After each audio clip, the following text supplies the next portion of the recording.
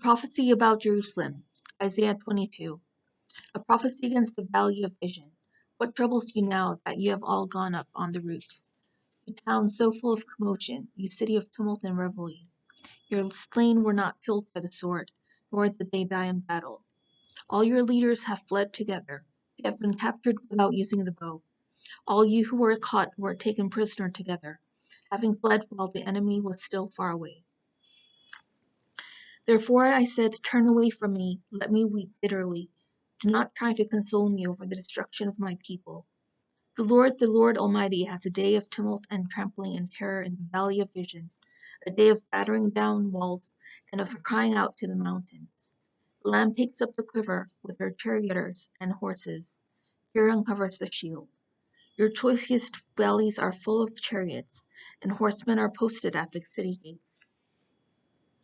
The Lord stripped away the defenses of Judah, and you looked in that day to the weapons in the palace of the forest.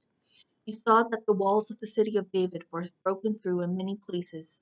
You stored up water in the lower pool. You counted the buildings in Jerusalem and tore down houses to strengthen the wall.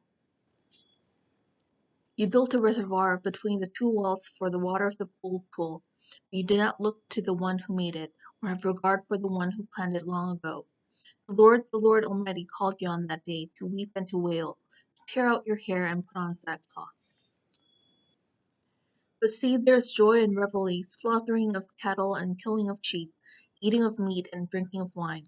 Let us eat and drink, you say, for tomorrow we die. The Lord Almighty has revealed this in my hearing. Till your dying day, the sin will not be atoned for, says the Lord Almighty. This is what the Lord Almighty says. Go say to the steward, to Shebna the palace administrator, what are you doing here, and who gave you permission to cut out a grave for yourself here, hewing your grave on the height, and chiseling your resting place in the rock?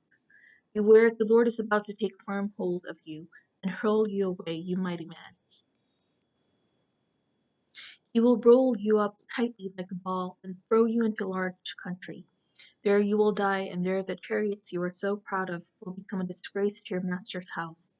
I will depose you from your office, and you will be ousted from your position.